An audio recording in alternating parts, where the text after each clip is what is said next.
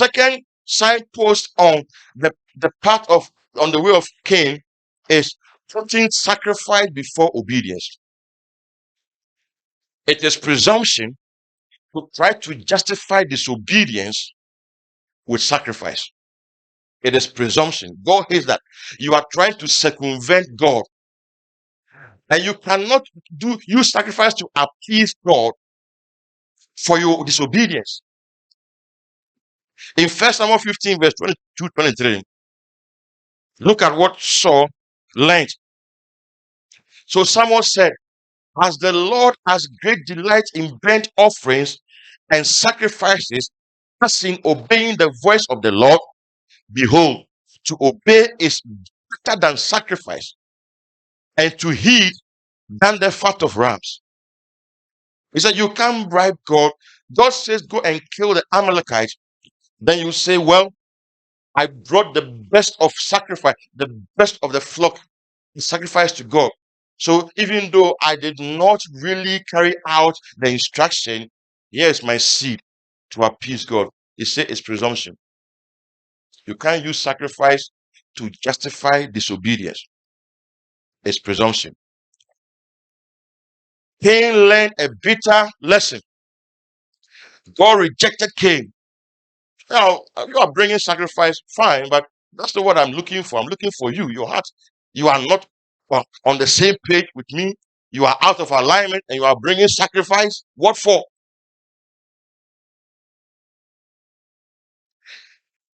Notice that he said God respected Abel first and then his offering.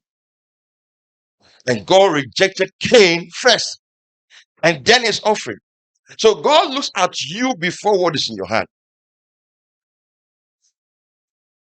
Because we said, for God is witness, Paul said of the people of Macedonia, for God is witness that they give themselves first to God and then to us, his messengers. So the first sacrifice is, are you obeying what God said you should do? Once you veer off the path of righteousness, and you know the path of righteousness, that is the path of God's will, not I will. That path is a path of faith, is a path of relationship, is a path of obedience. Once you veer off that path, no amount of sacrifice will suffice.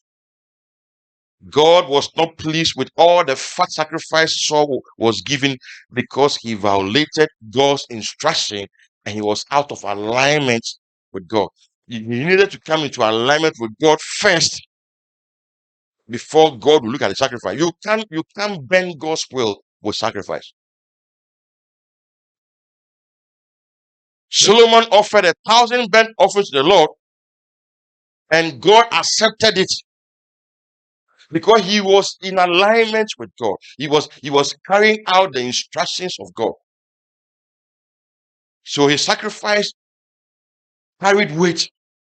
He wasn't using the sacrifice, 1,000 burnt offering, and God said, build a temple. Then you say, let me offer 1,000 burnt offerings so that God can forget about the temple that he said I should build. That's presumption. Sacrifice before obedience will lead to sweat. God hates sweat.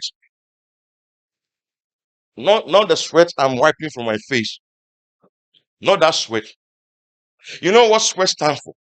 Sweat stands for self-effort. So in the Bible, comes to Ezekiel 44, 15-18. Look at God's prescribed attire for the priest and why he did that.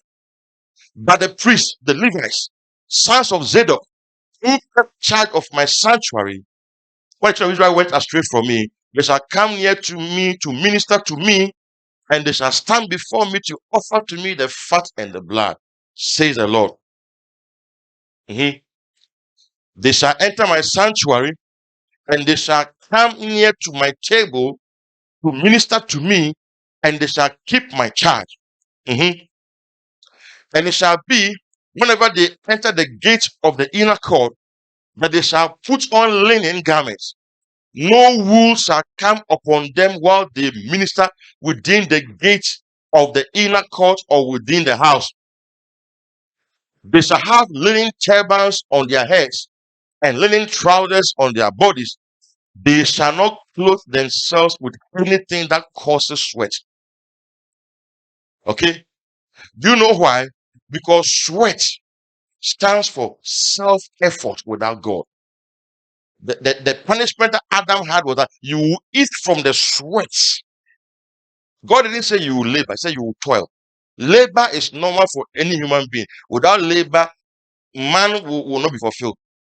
But toil was a punishment. He said you will toil. Now, so self-effort, sweat stands for self-effort. Whenever you are doing something for God, God must supply grace. If there's no grace for what you are doing, it's self-effort. Because grace is the fuel that executes divine purposes. That's why God will never give you a task without giving you grace. So when you run ahead of God to do something, there's no grace. Because grace is released within the context of God's will, within the context of God's prescription. Once God says, lift up this thing, then grace is supplied. That's why we must place priority on relationship with God. That is where God's instructions they spring from. And God's instructions they go with grace. Grace is the fuel that God gives for the fulfillment of his purposes. So unprescribed attire is sweat, anything that causes sweat. You can't presume before God. You must respond to God's initiative. Our work with God is not, God does not need us to be creative. He wants us to be obedient. That's all. Creativity comes after obedience. It's not that you are thinking of something to do for God. It's like God is asking you to do something for him. It's presumption.